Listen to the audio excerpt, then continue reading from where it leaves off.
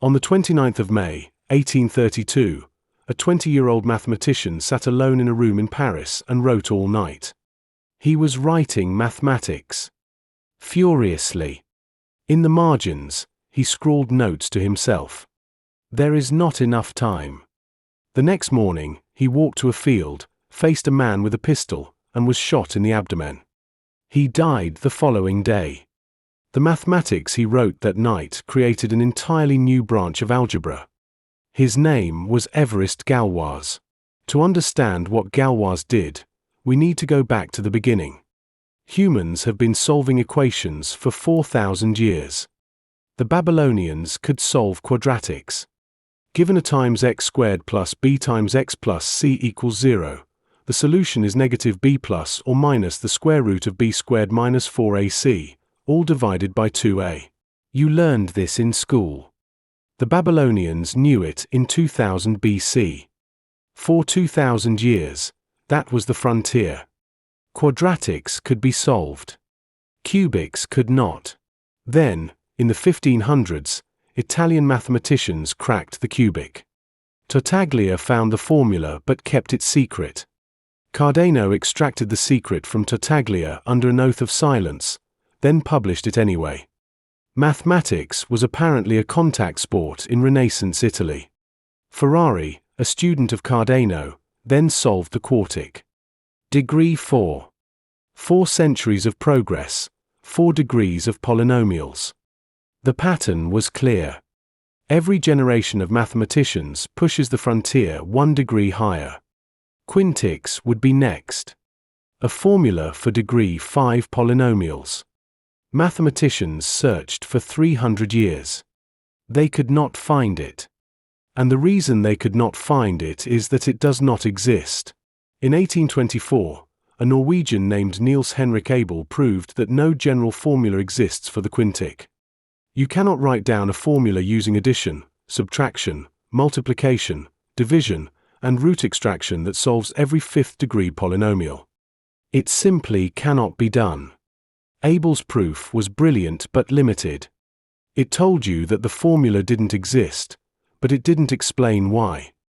It didn't tell you which equations could be solved and which could not. It didn't reveal the underlying structure. That required someone younger, angrier, and considerably more doomed. Évariste Galois was born in 1811 near Paris. He was brilliant, impatient, and politically radical. He entered school and immediately clashed with his teachers. He applied to the École Polytechnique, the most prestigious school in France, and was rejected. Twice. Legend has it he threw an eraser at the examiner during his second attempt. He submitted papers to the French Academy of Sciences. Corchi lost one. Fourier received another and then died. Poisson read a third and declared it incomprehensible. The greatest mathematical work of the 19th century was rejected 3 times by 3 of the most distinguished mathematicians in France. Galois was not having a good decade. What Galois saw, and what nobody else could see, was that the solvability of an equation depends on the symmetries of its roots. Not the values of the roots. The symmetries. Take the roots of a polynomial and ask, which ways can I rearrange these roots and leave the fundamental relationships between them unchanged? The collection of all such rearrangements forms a group. A set with an operation that is closed, associative, has an identity element, and has inverses. Galois didn't just use groups. He invented them. The word group, in its mathematical sense, appears for the first time in Galois's manuscripts. He was 20 years old and he was building the foundations of abstract algebra from scratch. Here is the core insight, and it is genuinely beautiful. Galois showed that you can associate a group to any polynomial equation. This group, now called the Galois group, encodes the symmetries among the roots. If the Galois group has a special structural property, called solvability, then the equation can be solved by radicals. Meaning you can write the roots using only addition, subtraction, multiplication, division, and nth roots. If the group is not solvable, the equation cannot be solved that way. For quadratics, cubics, and quartics, the Galois groups are always solvable. That is why formulas exist for those degrees. For quintics and above, the Galois group can be the symmetric group on 5 elements, which is not solvable. That is why no general formula exists. The question was never about the equations. It was about the symmetry hiding behind them. Let's make the groups concrete. Take a square. What symmetries does it have? You can rotate it by 90 degrees, 180 degrees, 270 degrees. You can flip it along the horizontal axis, the vertical axis, and both diagonals. That's 8 symmetries total. These 8 operations form a group, called the dihedral group of the square. Now take an equilateral triangle. 3 rotations and 3 reflections. 6 symmetries. The dihedral group of the triangle.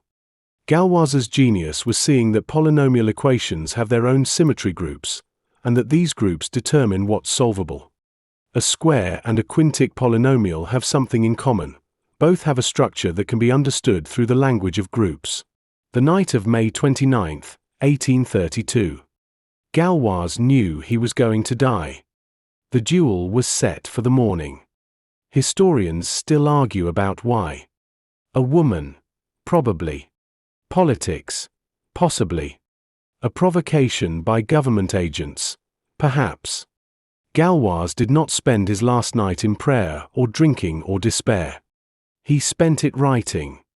He compiled his mathematical ideas into a long letter addressed to his friend Auguste Chevalier. In the margins, he wrote, "I have not time. I have not time." He outlined the theory of groups. He sketched the connection between groups and polynomial equations. He described results that mathematicians would spend a century unpacking. All in one night. All in the knowledge that there would be no tomorrow. The duel took place at dawn on May 30th. Galois was shot in the abdomen and left on the field. A passerby found him and brought him to hospital. His brother arrived. Galois reportedly said to him, "Do not cry.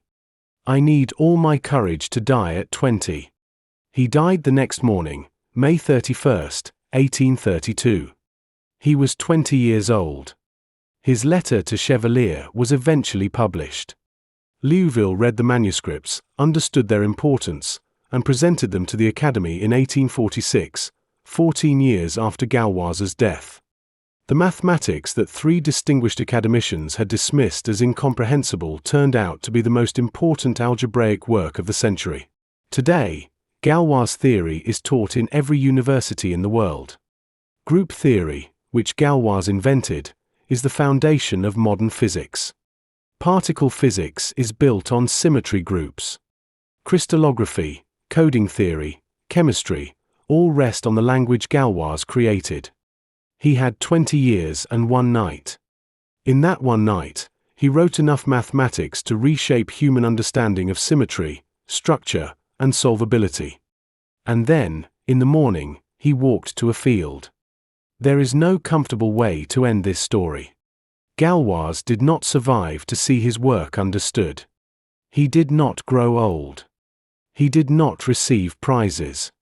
He just wrote, all night, knowing it was all the time he had, and the mathematics was so good that the world is still using it.